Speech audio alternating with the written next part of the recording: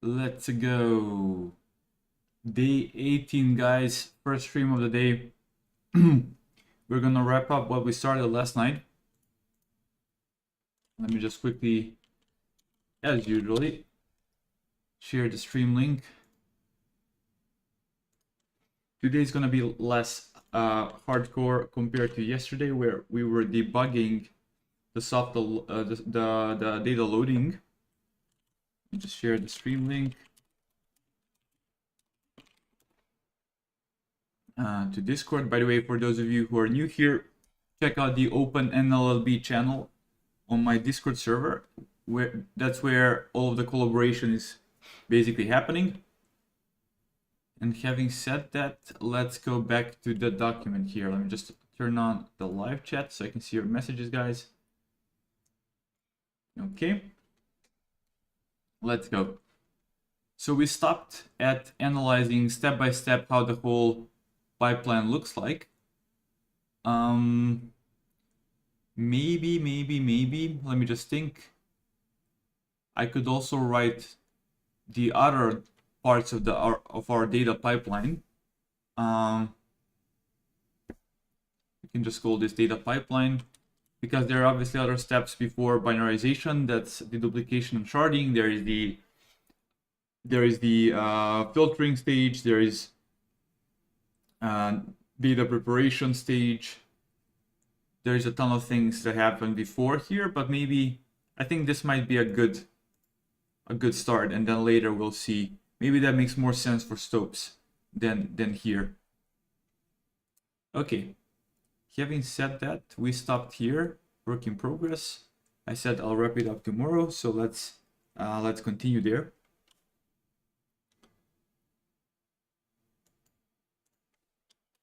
Okay. So we stopped at the sampled multi-data set, which we then wrap up into epoch batch iterator. Let's remove this. And then at the end of the construction process, we call frozen batch. We additionally filter, blah, blah, blah. Let me just see how we can frame this. Let me open up the code, by the way. So training, just a second. So let's find the train script, and then inside there, get train iterator. Let's step into this function. So here we had, we wrap it up into the epoch batch iterator, and then calling the reset dummy batch is going to call, let me just go here. And so dummy batch, and we pass in what? We pass in first batch. So first batch is the actual interesting part. So when we now enter here, let me find actually the epoch batch iterator quickly. So go back to the document, epoch batch iterator, find that class. Okay, and then find the first batch. So first batch is going to do what? It's going to trigger the frozen batch. It's going to trigger this function in the background. And that's going to do the filtering and everything else. Okay. Let me see how we can call that. So I'm going to do something like that. Let me see. I'm going to write up like this. So at the end of get train iterator function, we call what? We call this line, which in return triggers first batch function to be called. And then once we are there, once the first batch, let's just again, let me see where this is. I keep losing track of the files, so I just have to copy paste stuff. So it's inside of the itrators. Let me just pin that file there. We have that first batch. And first batch calls frozen batch. Frozen batches. Okay. Let me just put this on the side. Go back here.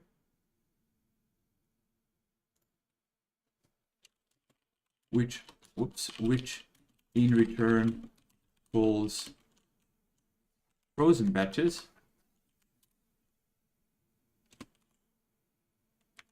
Length operator acting as a trigger. That function subsequently calls the batch sampler, which does the following two operations. A, it sorts, let's maybe denote it like A, sorts the indices by target and source sample sizes. And then 2, filters out the ones that are too long.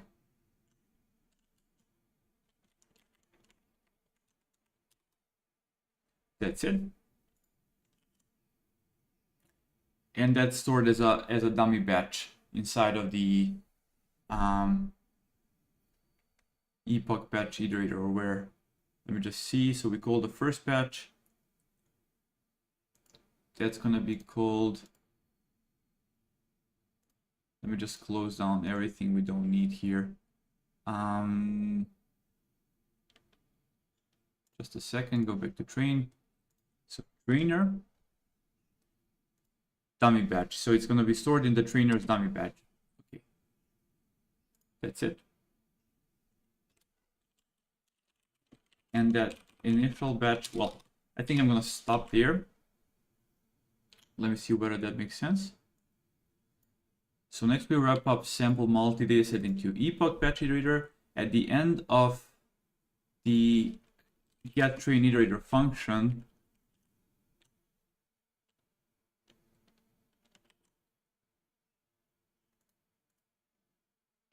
which again loads the dataset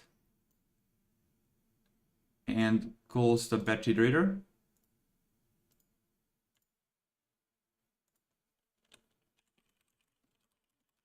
Which both loads the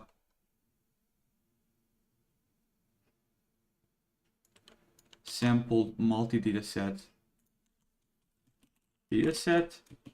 and instantiates the epoch batch iterator.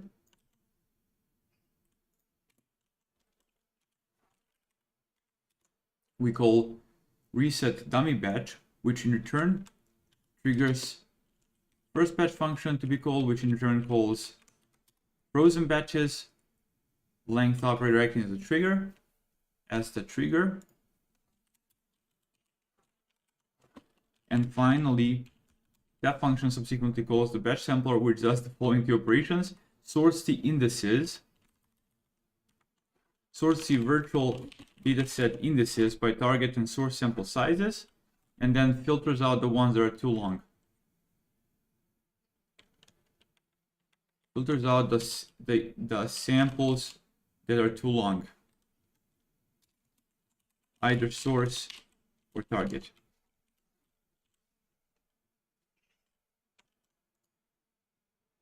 Okay.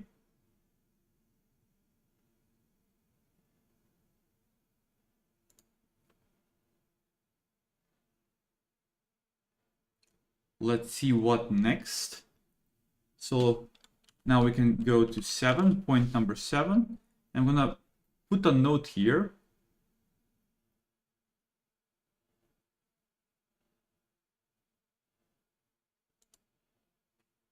I'm gonna put a note here. So batch sampler dataset batch by size, line 354, construct batch sampler function in this task.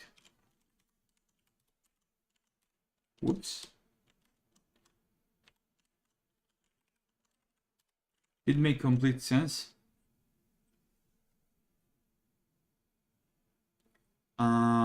How the final indices batch doesn't seem to be monotonic inside.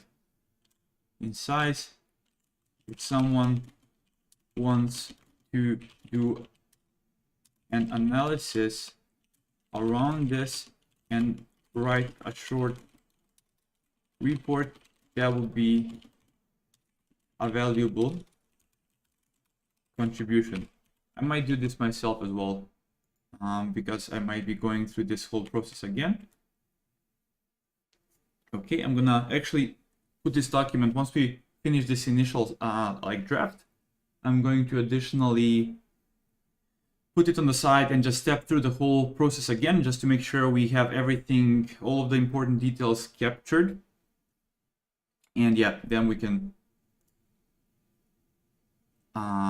commit this document and switch over to the tasks. Okay. Next, epoch iterator.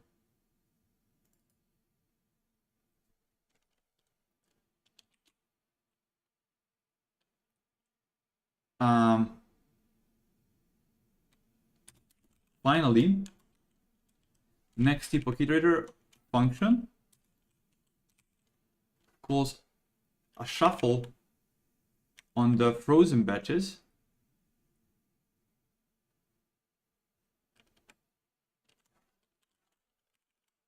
which were mentioned before in the epoch batch iterator.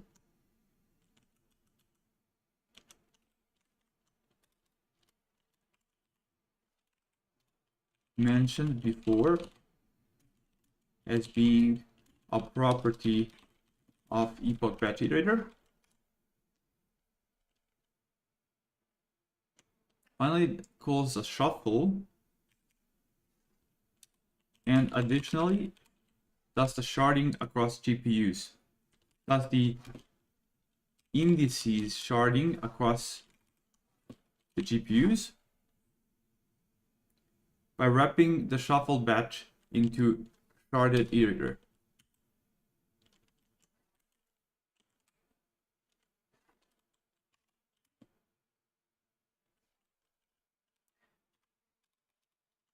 The sharded shuffled batches are then passed into PyTorch data loader together with sampled dataset and its collator function.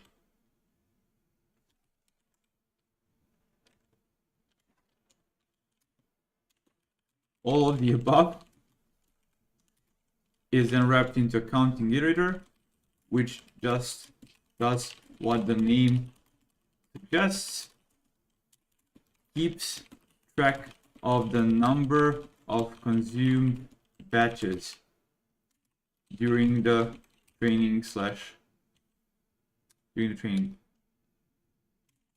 or validation. Similar thing. Similar pipeline there. Okay. Then finally, counting iterator object is wrapped into a progress bar.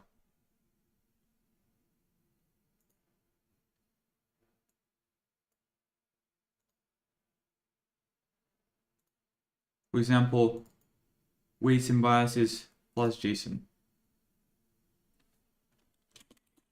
Those just do some additional logging to the console or weights and biases dashboard, and then delegate the call to the counting iterator. Okay, I think we mentioned this task before. Okay.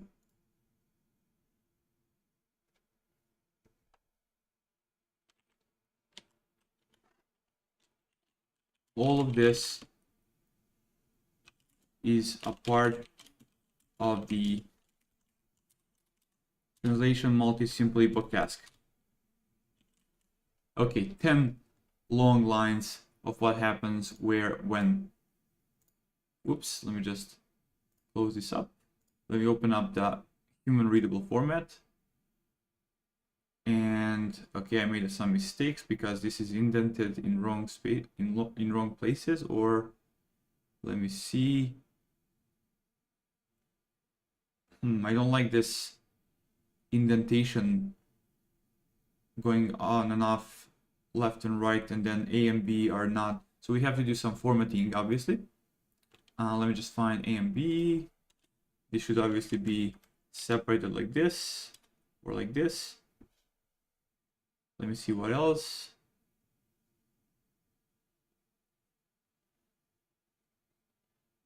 That's a note.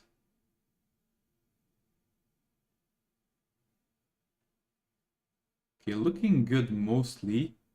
I just don't like the fact that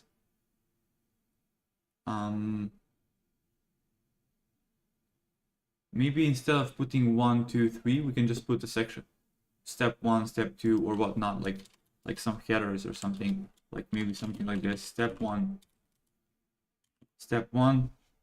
and then, yeah, I think this might be more readable. Step 2, yeah, this is definitely better. Let's go. Step 3, let's go to 4. Step 4, let's go to 5. Step 5. Step 6. As soon as I start doing something as repetitive as this, I'm like, my brain goes, let's create a script. And I'm like, dude, you have 10 steps. Don't, it's not, it's not worth it.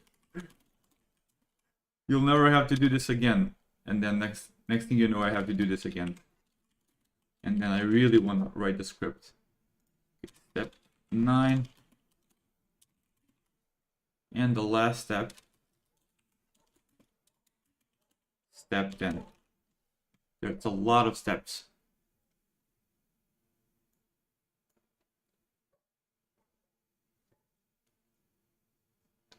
Okay. Now, let me see whether I can somehow just pop out this file. That would be cool, because then I could step through the code and make sure everything makes sense. This is also just a good exercise for me personally. To see whether I understand the whole process myself. Explanation of the empty machine translation data pipeline in FairSec. Or let's just say in OpenNLLB, because we'll probably be morphing this heavily over time. And not to confuse people between FairSec and OpenNLLB. So this construction process looks like following. There are 10 steps in total. There are roughly 10 steps. Okay, step number 1. At the end of the data preparation stage, which happens in Stopes. Let me just go and put a link actually in OpenNLLB Stopes. So which happens in OpenNLLB Stopes. Okay, we end up with sharded, comma, binarized language directions. Language directions. Example, let's take English, Turkish, English, Latin, Turkish, Latin language direction as an example, meaning English to Turkish direction. Both have Latin script. The trained dataset has 28 shards that are organized in the following structure. So we have the data bin, shard 0 through shard 27, and then we have these files. So we have train. This suggests we are dealing with train data. This suggests the direction. This suggests the actual data in this particular file, and this is bin and IDX. So these are now going to be explained in the next section. So bin files contain tokenized sentences. We use the SPM 200 tokenizer per line. Tokenized sentences per line. All of them are suffixed with an EOS token. And then I can put this maybe into parentheses. That has index 2 in SPM 200's dictionary. Okay, and then we say index files contain number of tokens per sentence from the bin file, including the end of sentence token per line, aka a single number per line. The language code just before the bin index suffixes, just before, tells us about the processed language in that particular file, i.e. are these English or Turkish sentences. Okay.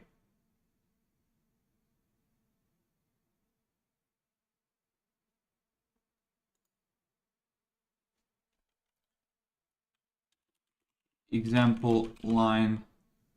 Well, actually, these are binary files, so I'm not going to say anything. Bin files contain tokenized sentences per line, i.e.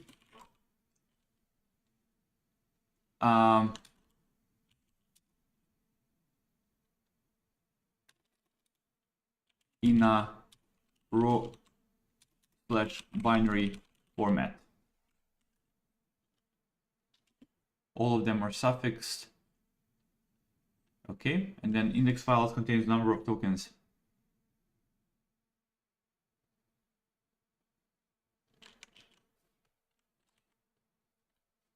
Does that make sense?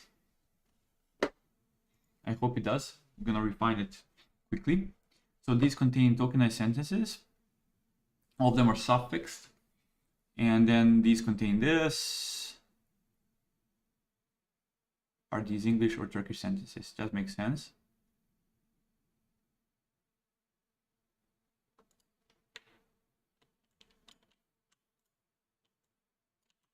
Okay, I'm gonna just make a note here. Both bin and index files are binary files. They have a proprietary format, mmap format. Step number 2. Next up, we'll load the data from the above files into mmap or memory map dataset. TLDR, let me just put a separation there. mmap helps us to deal with datasets whose size can't fit in system memory. It handles loading from the disk. It automatically handles loading from the disk so that you don't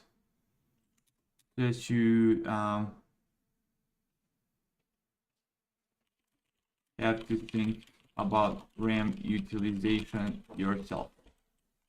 It's the lowest level of abstraction.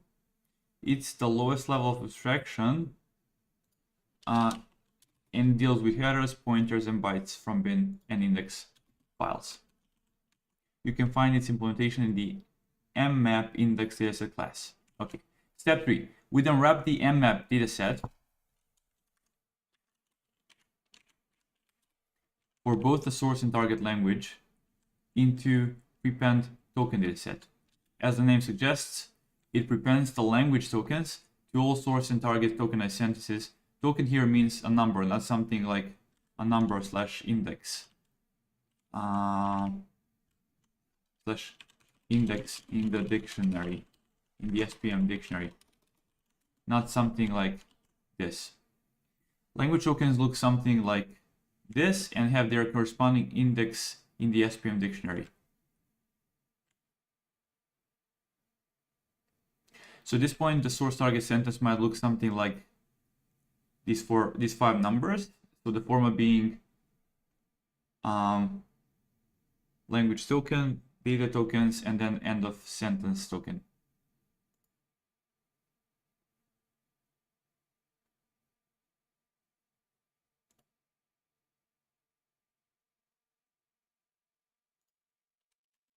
Format looks like this. Maybe I can separate it like this. Oops.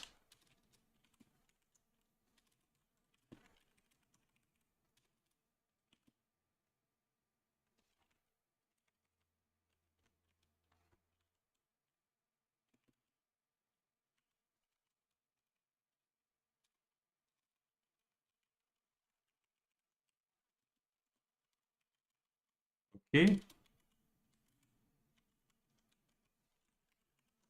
Okay, this should now be as clear as possible. Step 4. We then wrap the source target prepend token dataset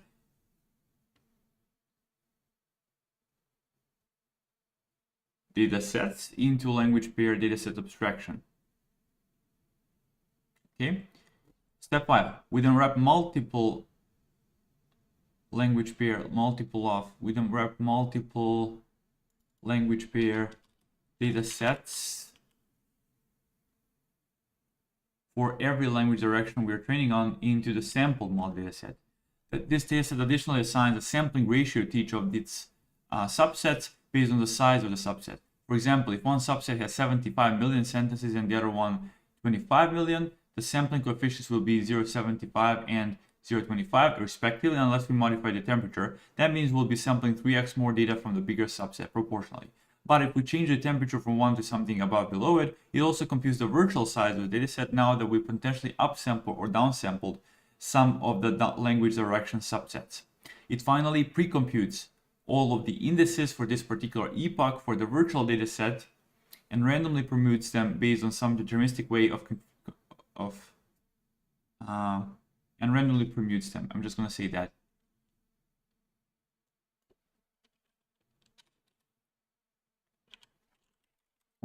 And creates a random permutation of those indices.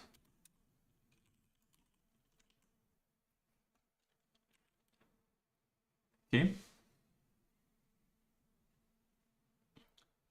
Next step. Next we wrap sampled multi-dataset into epoch batch iterator, and at the end of the getTrain iterator function, which both loads this dataset mentioned above and instantiates this, we call this function, which in return triggers first batch function to be called, which in return calls frozen batches, and finally the function subsequently calls the batch sampler, which does the following two operations: A and B, filters out the samples. Note batch sampler, blah blah blah. This is kind of some confusing point, and then let's go further. Final step 7. In step 7, next epoch iterator function calls a shuffle on the frozen batches mentioned before as being a property of epoch batch iterator, and additionally does the indices sharding across the GPUs by wrapping the shuffled batch into sharded iterator. Okay. Step 8. The sharded shuffled batches are then passed into PyTorch data loader together with sampled multi-dataset and its collator function. 9. All of the above is then wrapped into a counting iterator, which just does what the name suggests. Keeps track of the number of consumed batches during the training or validation, similar pipeline there. 10. Finally, counting iterator object is wrapped into a progress bar, for example, weights and biases and JSON. those just do some additional logging to the console or weights and biases and or weights and biases dashboard, and then delegates the call to counting iterator. Only the main GPU process, main/master GPU process, will log to weights and biases.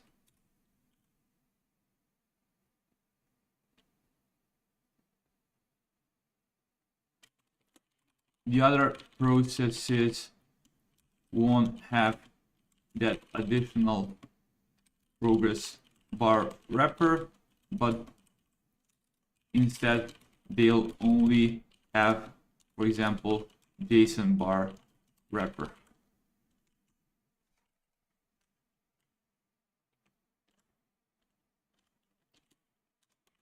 Some additional context. All of this is a part of this particular task. Put a line there, like this, and that's it. I think this is good enough. Now let's step through the code again and make sure this makes sense. Let me commit this. Parsec, add data loading, data pipeline or something.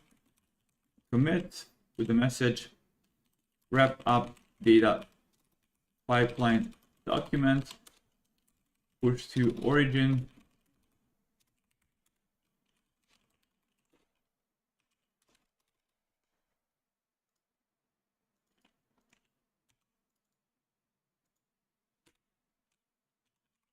That's it. Let's go. Let's open it up and see how it looks like.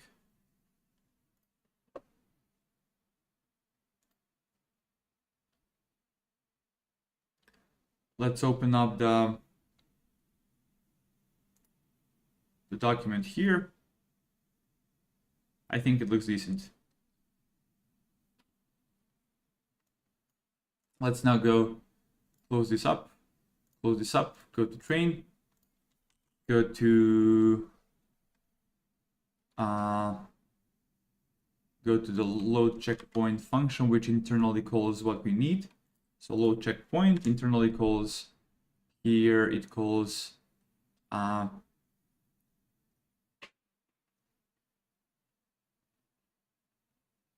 get train iterator. So I'm gonna put the breakpoint there. Let's just make sure we delete all of the, okay, this is empty. I'm just looking for, we don't have any checkpoints that we might load starting this training. So I'm gonna now kick off the training. Let me just double check that the launch JSON makes sense. Did I mess anything up here? To do, okay, I'm keeping these at a very small, this is just a small 3x3, 3 and 3 layers in both encoder and decoder. And this is it. I'm just gonna now do disable everything and then just put a breakpoint in the right location, i.e. inside here. And let's now kick it off.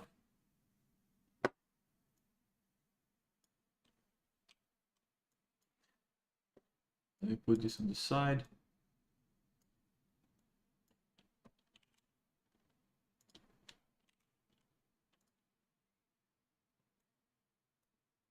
Okay.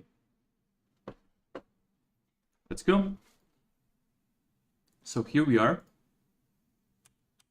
We enter here. So first step, we create this sampled multi-data set. And the second step, we wrap it up. And the third step, we call the first batch. So let's go into the first one. Enter. Okay. So here, as promised, we load the sampled multi-dataset, in this one. So let's put the breakpoint, hit enter. Okay. Sampled multi. So again, we're just loading sampled multi data set. Okay. Here we'll be loading a ton of different language pair data sets and then wrapping them up into sampled multi. So let's go up here. I already understand this so much better now that I've written everything about it.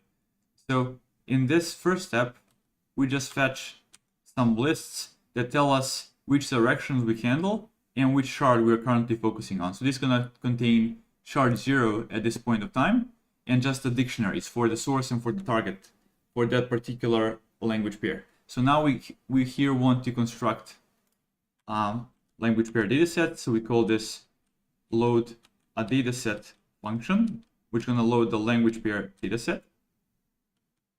Okay, so we now just step over all of this, and then we get to here, which is load language pair dataset, as I said. Let's now just enter here. Okay, inside of there, let's see what we do. We load source and target. And then this is where the prepend data sets are going to be added. And finally, it's wrapped up here. So this first one loads the mmap. This first one is going to load the mmap data sets. So memory mapped. So we create the train prefix. We go here. So this one is going to load the source mmap. So again, enter here. As I said, this is mmap. Let's go. Let's go here. So we go and load the mmap, which does, what does the init here do? Init does what? Okay, just torch dataset class. So we don't need to understand that. Do init. Here's where the magic happens. We grab the index file for this particular shard, and we create the index by opening up the index file, reading the so-called magic test. That's the header. Unpacking the version. So again, these are just some binary details that you don't really need to understand. This says this is low endian. This is small endian byte format, and then we read a single byte to get the D type. So this is unsigned integer 32, and then we grab what? The length of the stream. This tells us how many sentences we have, 2, 3, 4, 6, 3, 1. And then we find out the offset of all of this header information, and we do some warming up, and then finally we create the mmap, a memory view here, just some NumPy specific stuff, buffer, dataset type. So why did we then load this? I'm not sure. If we assume it's integer 32. And then we grab the sizes.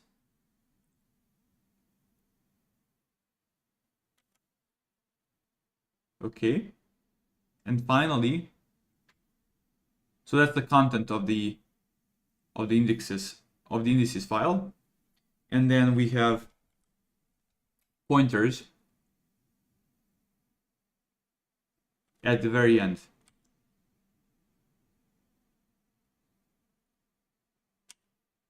That's it. Then we warm up the data file. We do memory mapping, and that's it. So that's the mmap dataset. We are done. We're done there. We just return this, and finally we retrieve it back. So that's the mmap, as I said, for the source. And then we do, here we're gonna do target, the same logic here. I can just remove this, go up, go up. Okay, we're done there. and we exit. So now we loaded those two. We just skip all of this and we retrieve back the mmap. And here in the transform function, we additionally create the prepend as I said, and then we do the same thing for target, and then we wrap them up into the language pair dataset abstraction, which does what? Is there anything fun here other than this being a wrapper? I don't think so. I think we just skip over all of this and that's it. It's basically just a wrapper. Okay. And that's it. We now return back the language pair dataset. And we are up here. We go back even one step above that. And here we create a sampling ratios and we create the sampling multi-dataset. Okay.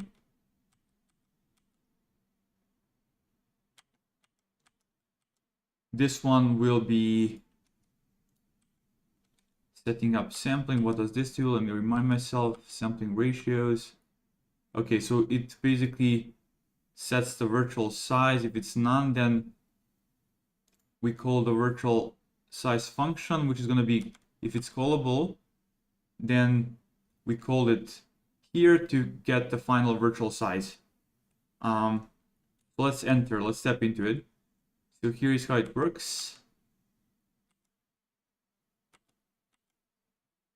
We create the virtual sizes. So we upsampled it because originally the size was smaller. Let me see, what was the size initially? So 234. Okay, now because this is just a single data set, there's no upsampling per se. So this is a bad example, but yeah, that's the whole point. Let me quickly just check here with set epoch. This one establishes a virtual data set by sampling the indices. We get the indices there, and that's it. I've mentioned all of those details in the doc. We're done. And now we get to the batch iterator stage. So let's step into it. We create the batching function, which we're going to call later in the frozen batches. And here we just wrap this up. We wrap up the dataset and the collator into this epoch batch iterator.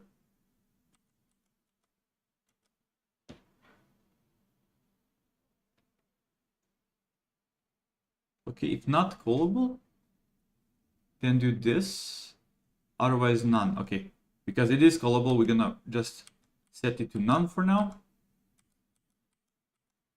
And that's it, just a wrapper. Let me see what I mentioned that here. We wrap up sampled multi-dataset into epoch batch iterator, exactly. And then at the end of the get train iterator, so we are here, which loads both this, the sampled multi, and the epoch batch iterator, we call the reset dummy batch. That's it. So let's enter here. And so here we should return triggers first batch, which calls frozen batches. So here we are.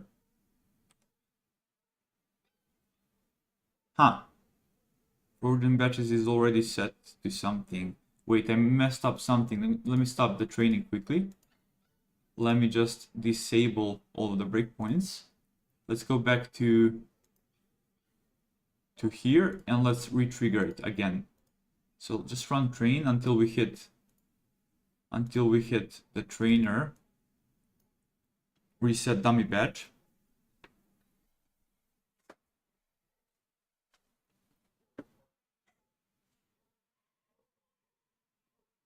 We should have maybe split this up into separate steps. Okay, F11, F11. Okay, here we are. So now we enter here. We pass in the sampled multi, and we pull the batch sampler. And here is what it does. Grabs the splits, which is just string, and then gets the ordered indices.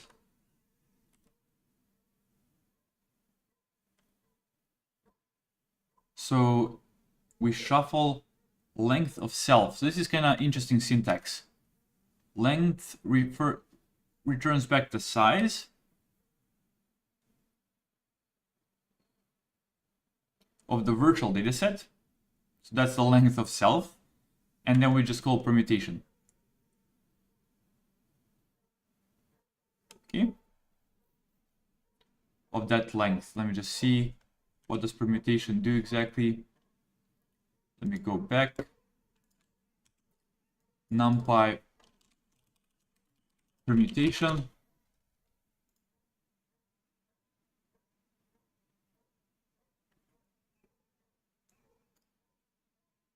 If it's an integer, randomly permutes MP range. Yes, that's what we've done. Whoops, what happened here? I think we retriggered the second. Okay, so here we are. We call the self sizes. Just a second. Def sizes. So we call this one.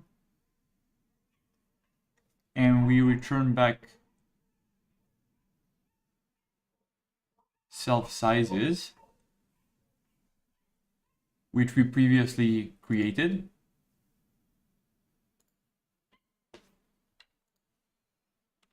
So now that we have the sizes, we grab the target sizes. So these are the lengths of the sentences of the target side of the translation, and source. And so if it's not none, now I'd love to understand this a bit better.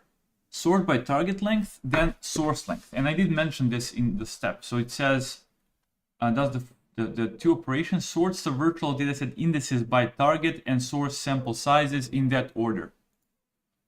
Let me just make that clear.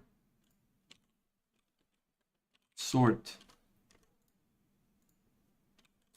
in that particular order.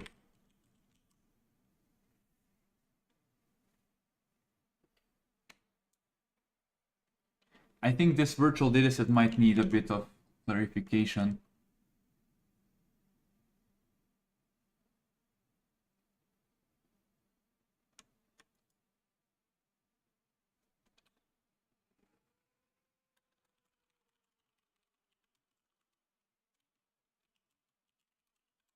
The original size.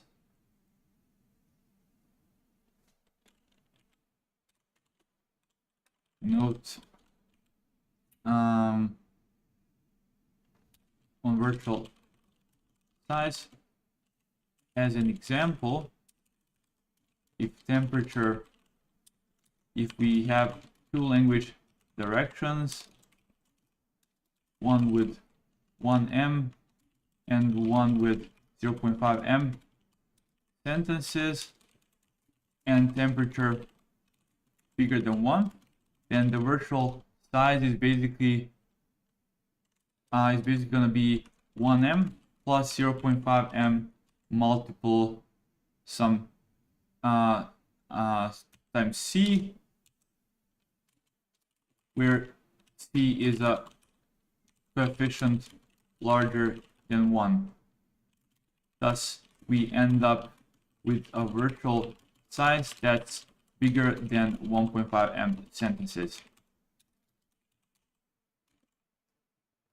We will just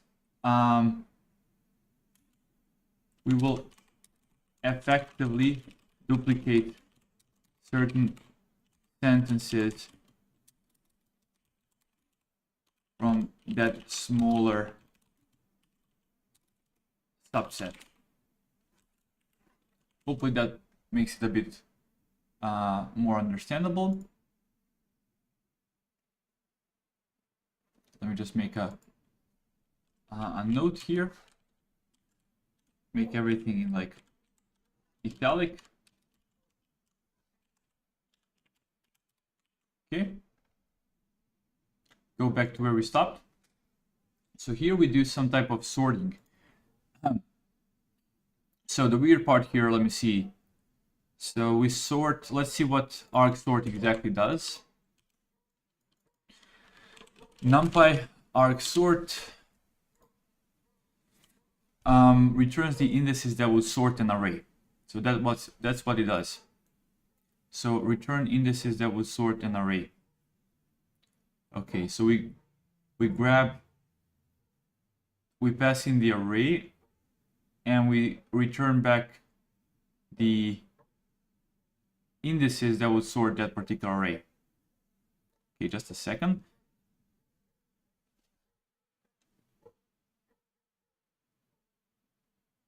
So if this says, let me see, if they say target sizes of indices, sort that. So if, for example, once we get that final data set by indexing here, if the third one is actually the smallest element, in that case, so if the third one is the smallest element, then we would pass index 2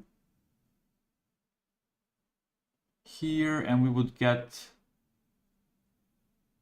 it's kind of mind-boggling because there is a couple of they do indices of target sizes and then they use that to go into indices, which is super confusing. They should have just passed in target sizes and then just find the indices directly in there. That would have been much easier than doing this. This is just super confusing. Let me again see. So perform an indirect sort along the given axis using the algorithm specified by the kind keyword. It returns an array of indices of the same shape as A that index data along the given axis in a sorted order. Okay. So it gives us back the indices. Let me just think for a second. As I said, imagine that the third element here is the smallest one. So that means we want to put its index as the first one. Okay, so that means 3, we index with 3 into indices, and we get that original index. Okay, I kind of understand this, and let me just see, is this sorting ascending or in a descending way? Ascend, descend.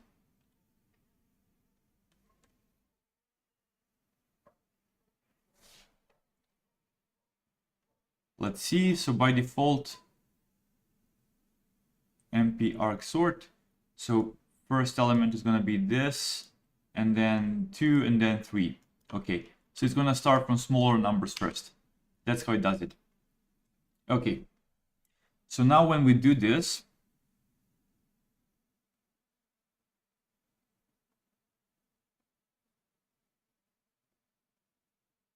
we sort the array such that the target sizes go from smaller ones to bigger ones after we step through this line here.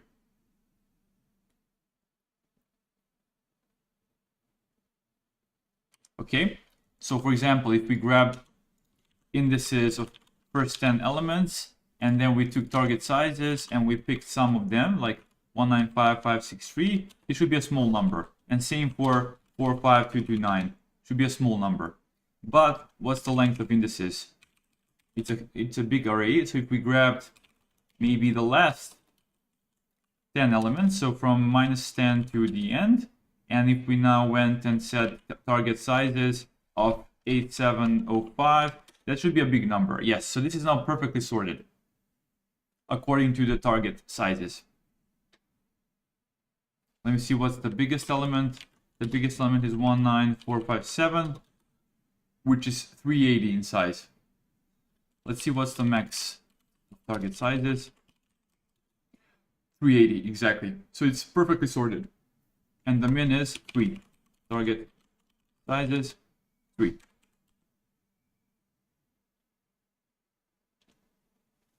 Okay. Let me think for a second.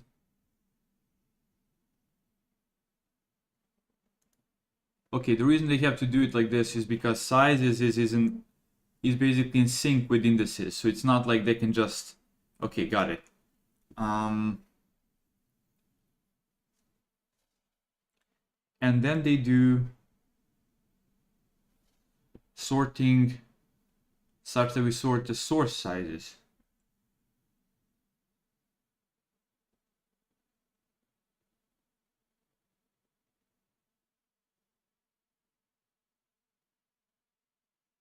So what will this do? This will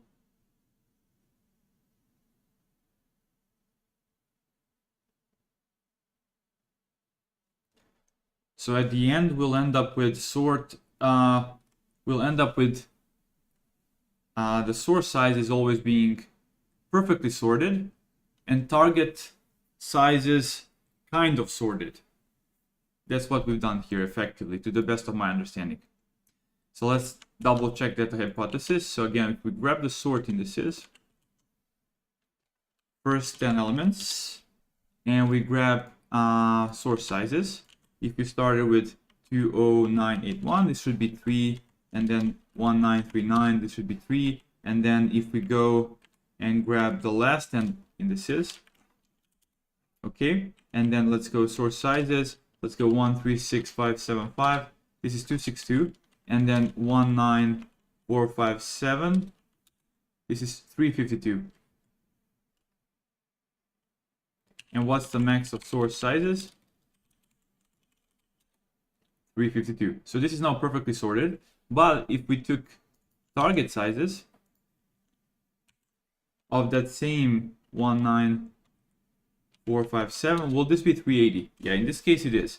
So it's kind of sorted for both of these. Okay, it makes sense. Let's continue. And I did explain that already in the document here. So we sort the virtual dataset indices by target and source sample sizes in that particular order.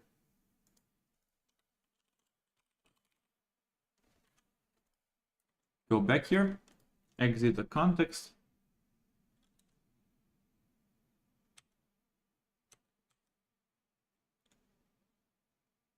Okay, so we have the ordered indices.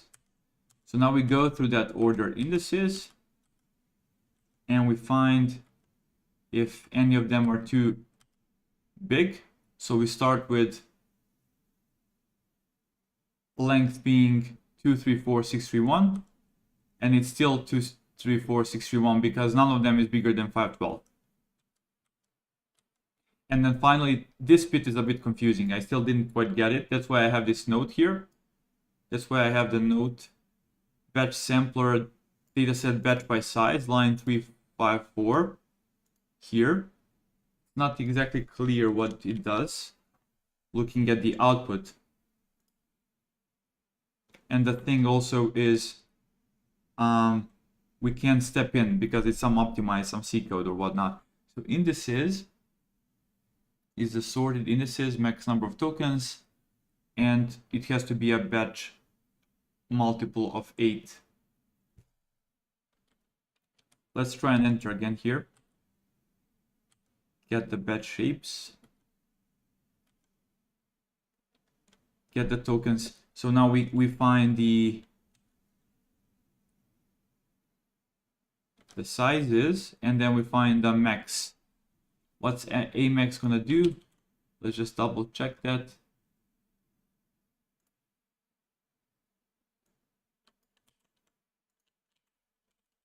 This should be sizes vector 2.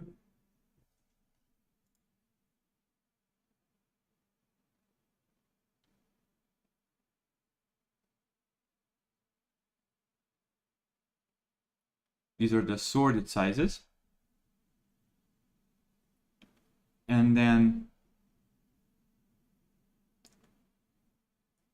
x is 1, a max. This should give us what? Will this give us the actual biggest number, or return the maximum of an array along an axis?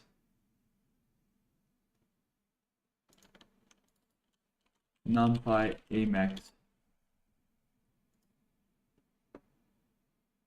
So it returns the biggest element.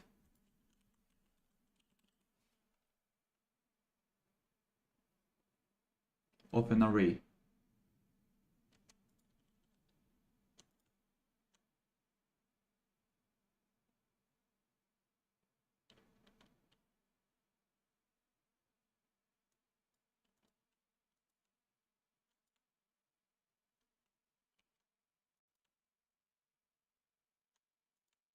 Okay. So that means we should have 3 as the first ones. Okay. Makes sense. And now that we have that additional information, number of tokens, this is not implemented because we're calling self number of tokens fairsec dataset. Let's just backtrack a bit. Let's find the sampled multi dataset. And let's see number of tokens. Okay, this one gives us what? Number of tokens, sizes of index, and then the max element there. Okay. Fair enough. Let's go back here. So we have sorted indices, this max function. This already contains the max number of tokens for each of the sentence pairs. Blah, blah, blah. Fixed shape, none. Let's run F5, enter here. Ah, snap, I clicked F10 by accident, so I'm gonna just have to go here and put a breakpoint here. Let me just disable everything except for this one, and then switch the process, hit F5.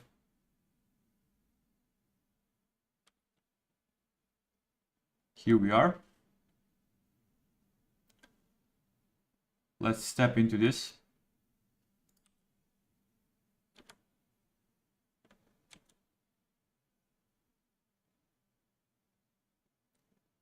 Let's step into this.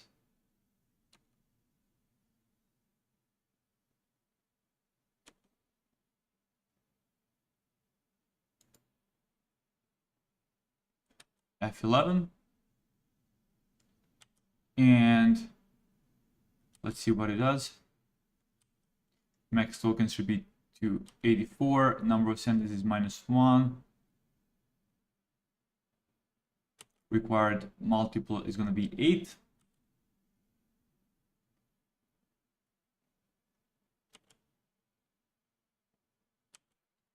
If it's none, then we go, if this is none, otherwise go here. Batch by size. So what it now does is grabs the indices and number of tokens vector.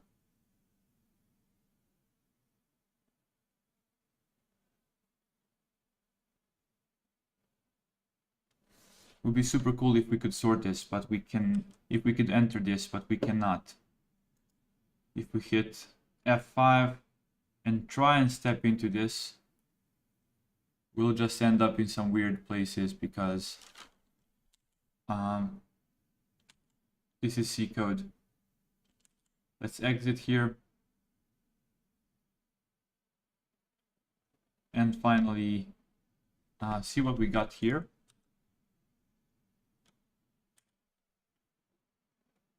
array split. Again, this is just inside of NumPy. So we want to just exit until we exit NumPy. And here we are. Exit here. And we got ourselves a batch sampler. And now here we have batched all of these indices such that, to the best of my understanding, these are sorted by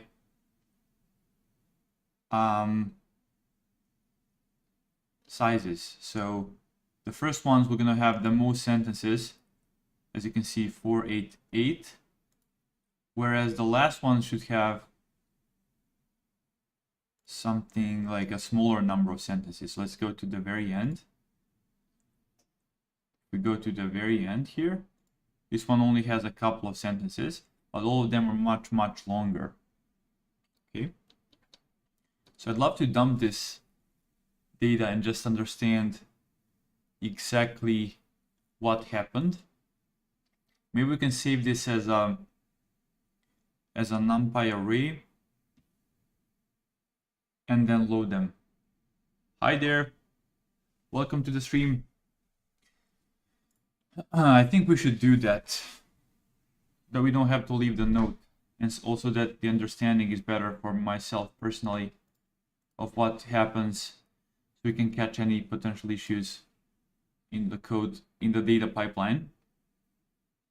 For context, we are going through the data pipeline of the project, of the OpenNLLB project, and I'm just writing up this document of how everything works.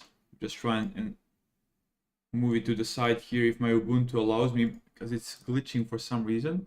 Here it is. Whoops, why do I see some glitch going on with Ubuntu? Just give me a second. Okay, here it is. Come on. Google Chrome is not responding. Awesome.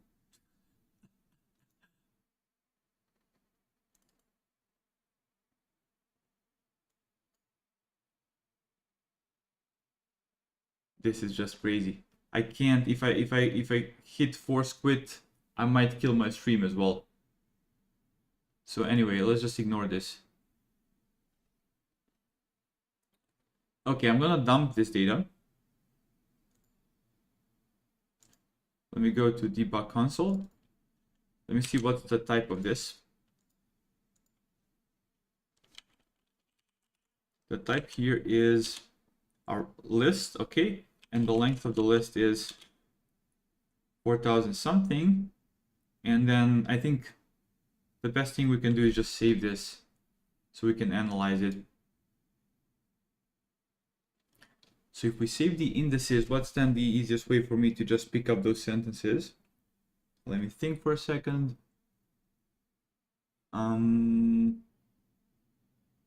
Well, the best way would be if we had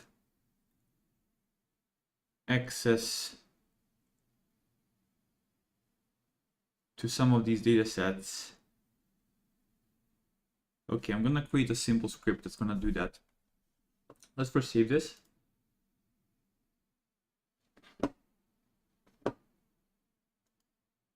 If Chrome allows me, obviously it's very, very much stuck and it's slowing everything down.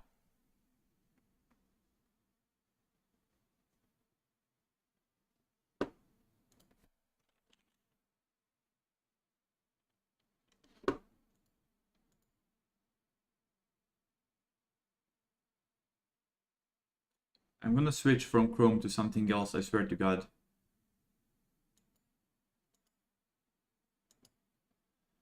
Do you guys still hear me? I'm not sure if my Chrome is messing up the stream as well, because everything is just stuck.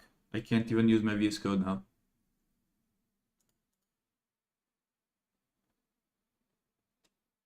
Google problems, yep.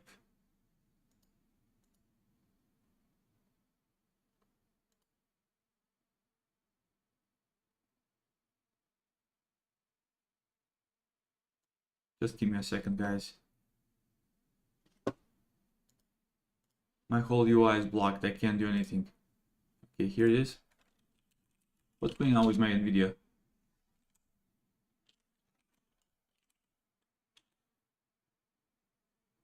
Okay, that's fine.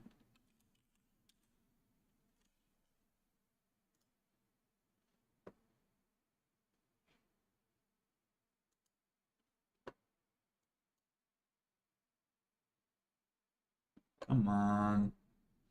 Oh my god. Guys, I'm just gonna go grab some water while this is glitching, so I don't have to wait.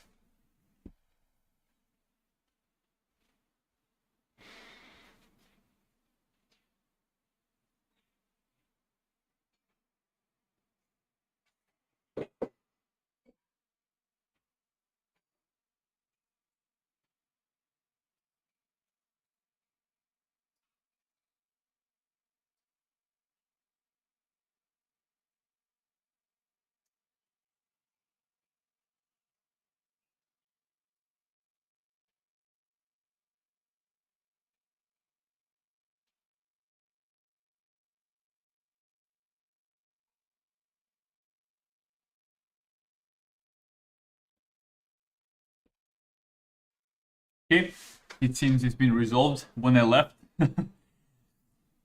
It's just testing me. Okay. Let's just call numpy save here or something. Numpy save, and then I'm not sure what's the syntax. Is it, can I do something like temporary numpy and then just save the sampler, fetch sampler? If I do this, will this work?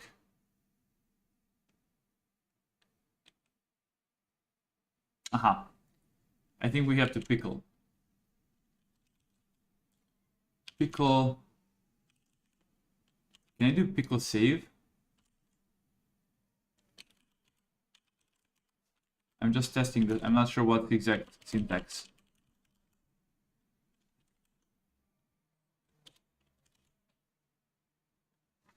Fetch sampler. Let's see whether this works. Pickle is not defined. Import it. And then run this. No attribute save. Pickle. See how they are calling it. Dump. Is it dump? Yes. Might be just dump. Dump. And then if we do this, will this work? Aha, file must have a right attribute. It has to be. Okay, let's just open up one of these examples. See how they call it. I have to open up a file. So I have to do something like with open and then a particular location. I'm just going to do something like tmp pickle and then write binary, close that as a file, and then pickle dump, and then goes the actual data object. Goes the actual data object followed by the file handle and followed by a protocol. I'm not sure what's the default one if we don't pick the highest one, but this looks to be decent. Okay, let's save this and see whether it worked.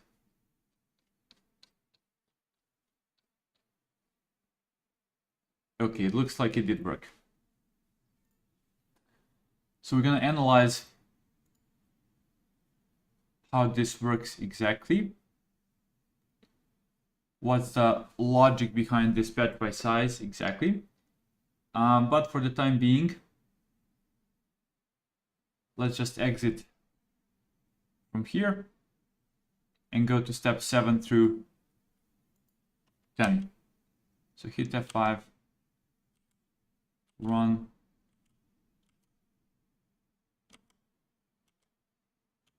Exit here.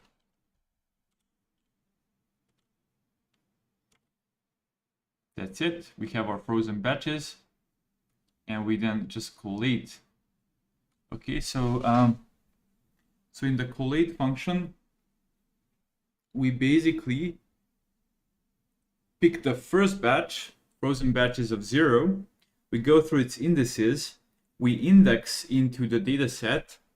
which is going to be, again, this is our sampled multi-data. So it might be worth just stepping into this as well. Let's just step into this. Data set of I.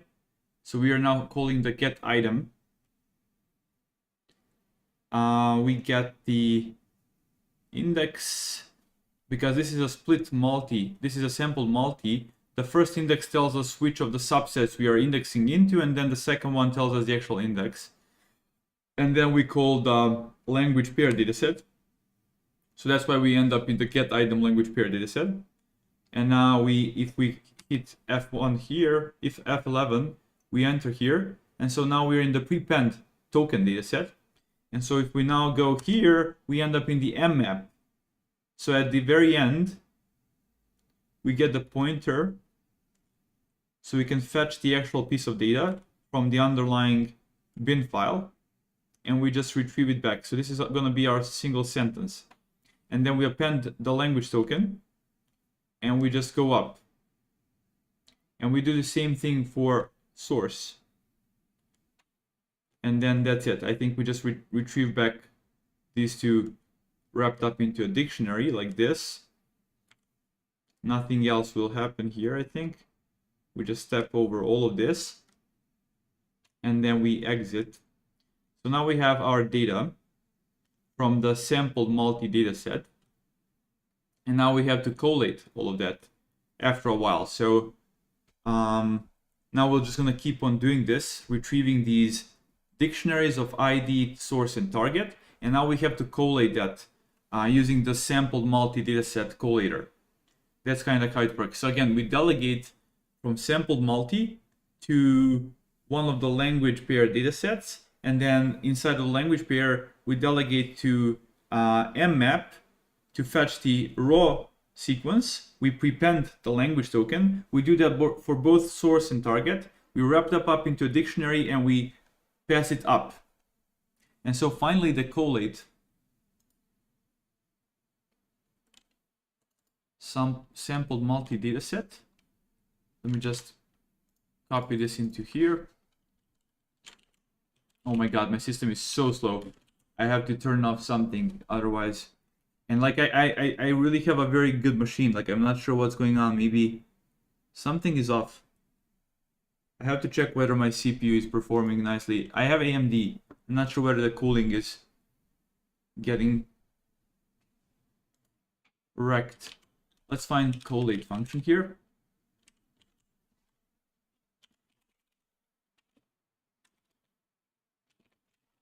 Just def collate collator.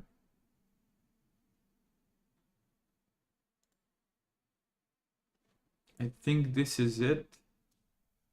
Let's go to trainer. Let's see, where did we pass the collator? We passed the collator. Just a second, guys. So we are now here. We call the collate function of the epoch batch iterator. Epoch batch iterator was instantiated here. And the collate function we passed was somewhere in here, I guess, or internally. Let's see, collate. So we don't have collate there. Okay, let's find the dummy batch. Just a second, this is just hopeless. Load the checkpoint.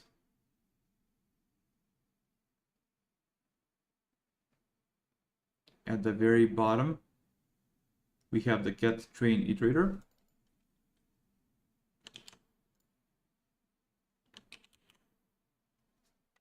Here it is.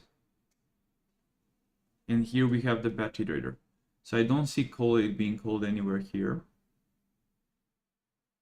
So that means it happens internally, which means we have to find class epoch batch iterator. go here and see where the collate happens. The collate function is apparently the second argument, and we just save it. So second argument to epoch batch iterator. So how do we see it here?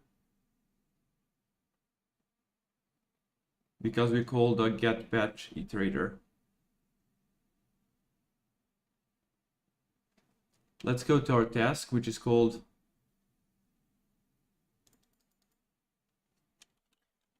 translation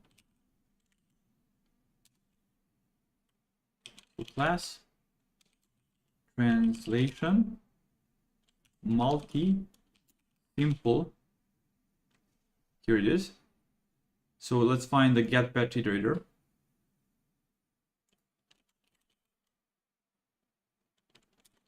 Def get batch iterator. Here we are.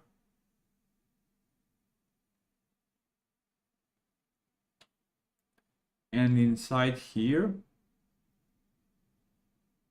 as you can see, we grab the datasets collator. Okay, so that's it.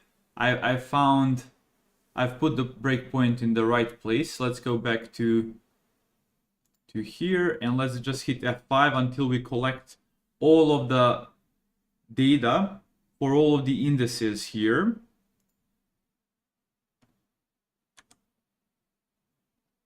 And we end up in the collator, which is going to do the following thing. How does it collate the data?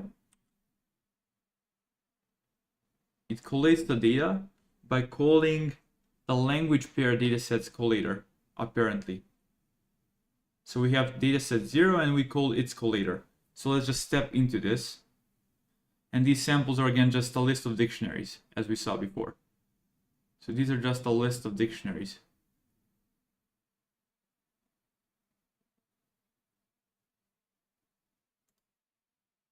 That's it. Enter here. I pressed F11, waiting for something to happen. This is going to be the last step. I won't be digging too deep into this. Collation. I'm thinking whether we should write down this process as well, though. How does the whole data loading happen?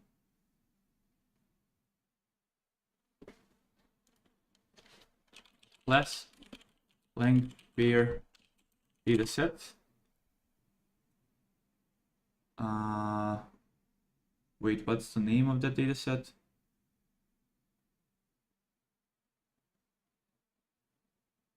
What's up with my system? I have to check. Something is super laggy here. System. Again, I said I want system.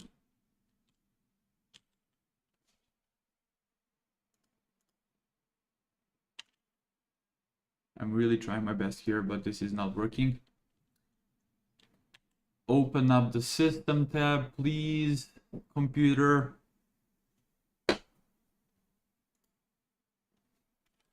System. Monitor. Let's see the thermals.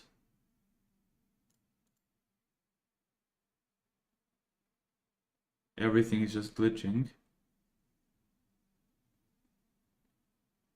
Okay. 30 gigabytes of memory.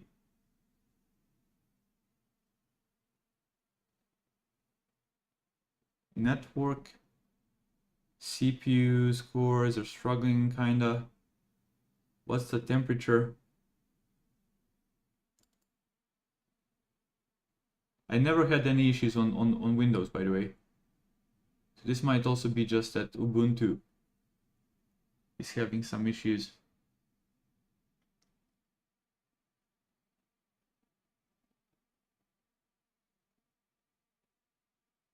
Not sure what's happening. Okay, let's go here.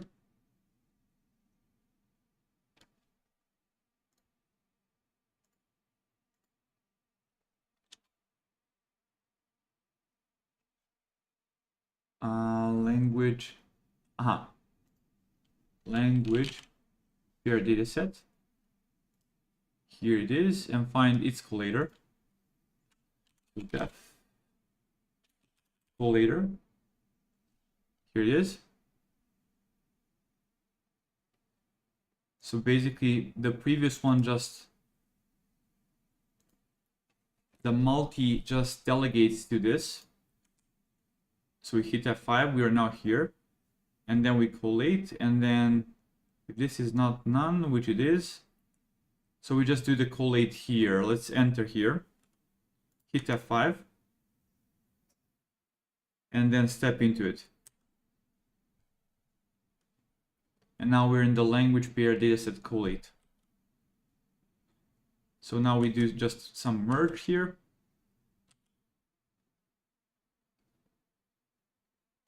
So we go through the samples, we grab the IDs, and then we merge the source tokens.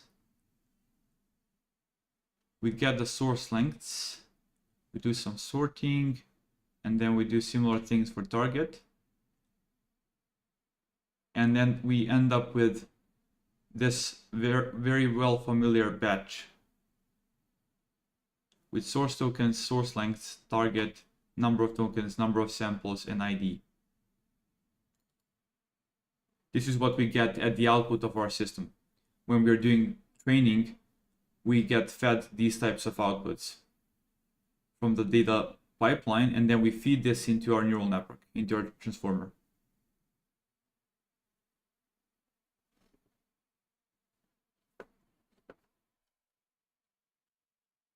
Okay.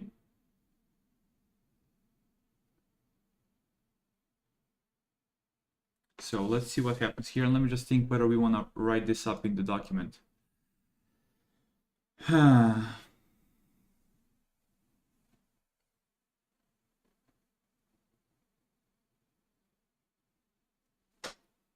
might write this up in the document as well.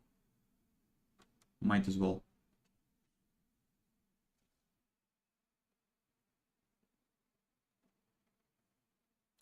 Let's go. Let's see what the merge does. We do left padding for the source sequences. And because this is none, we pass in none for pad to length. So let's just go to merge, put a breakpoint here, hit run, and here we just end up with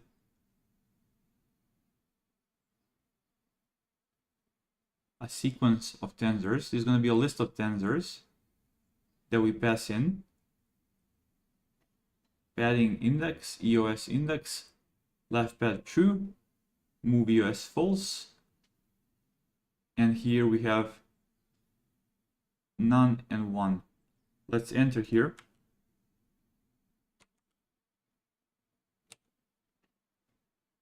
So again, we just end with a list of tensors, and we now need to collate them.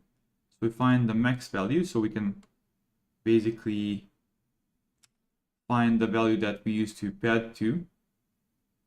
If pad to length is none, then we take size. Okay, so the batch size is going to be, if pad to batch size is none, length of values. So we found the shape of our source tokens tensor, and now we just create a new tensor of that shape, and we pad it with padding index. And then we're gonna just be copying there using the padding. That's it. We can exit from here. This is how we end up with source tokens, which we then just pass to our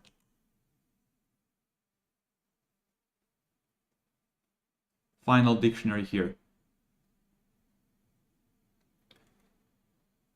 Okay, so again, repeating this, we went through the indices, we picked the data from the sampled multi data set, and we ended up with these dictionaries that have the ID of the of the index of that particular pair, and we have the source and the target tokens, sentences which are tokenized. And then we collect a ton of them, we pass them to the collator, and now we've seen what we've done. We extracted these source sequences and we put them into a compact tensor that has the batch size the same as the number of sentences, and then the longest length for the source sequence is going to be used as the final length for that tensor. And now we find the source lengths by going to the samples and seeing not equal to pad token. So seeing, let me just think for a second here. Isn't the source supposed to be just raw tokens, so we don't have padding at all? I would be surprised if we had any padding tokens. Let me think. For S in samples, if it's not equal to pad, then sum that up to get the final number of tokens. Okay. I don't think we'll have pad anywhere. And then we sort the lengths additionally here, and then we use that sort order to sort the IDs, and then finally we sort the tokens as well. Interesting. I'm not sure why that's important.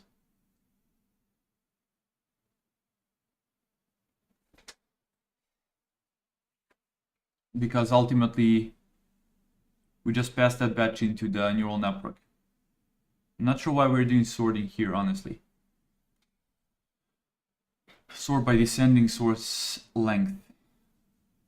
Okay, we repeat that same procedure for target, but here we have no left padding, so we do right padding here.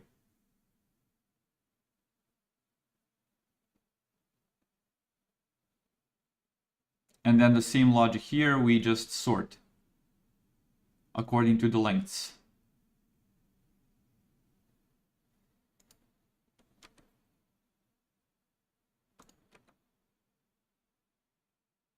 Here we are.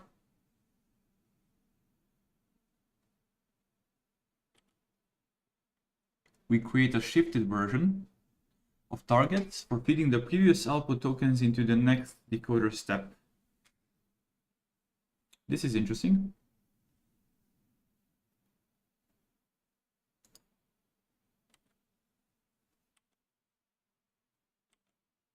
Target, left pad false, so do right padding, and move EOS to beginning. So we grab the target and we just swap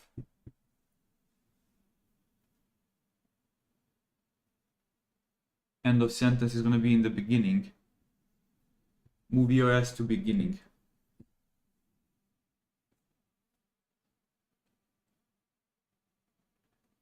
Because they use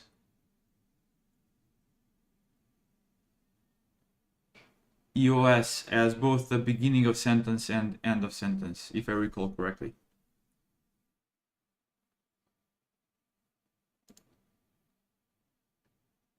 And that's gonna be it, I think. Let's quickly enter merge once more for this one, just to confirm I understood this correctly. Hit F5 once more and then enter. So in this particular example, it's going to be 4. Get the batch size, create the tensor, and then during the copying, this left pad is set to false, so that means we're going to do right padding. But additionally, because this is set to true, we'll be grabbing that token and shifting it. Let's see what happens.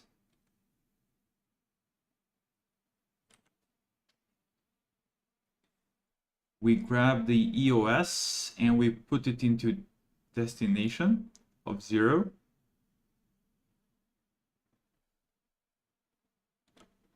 And then we just grab the tokens from here and we put them there. So we just do shift, right? We just grab the last one, we put it as the first one, and then we just move the rest one there. So we just do the swap between the end of sentence and start of sentence. That's it. Exit from here. Exit once more. We are done there. That effectively means that we don't really care about target even. We care just about the output tokens.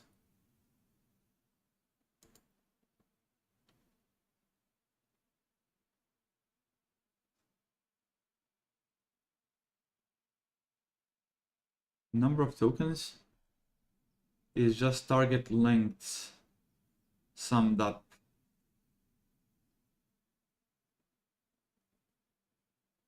And number of sentences, just a second, this is confusing. Why didn't we sum all of the tokens?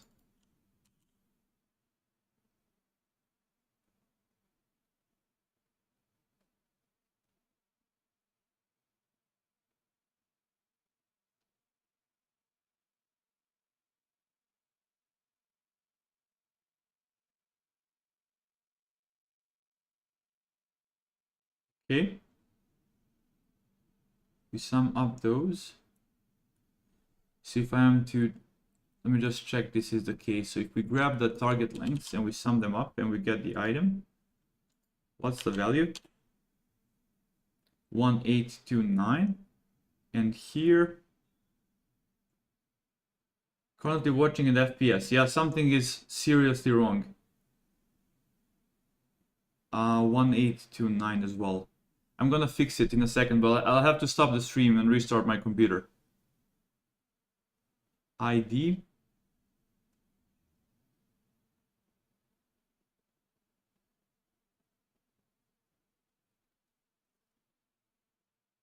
ID is just the sample IDs.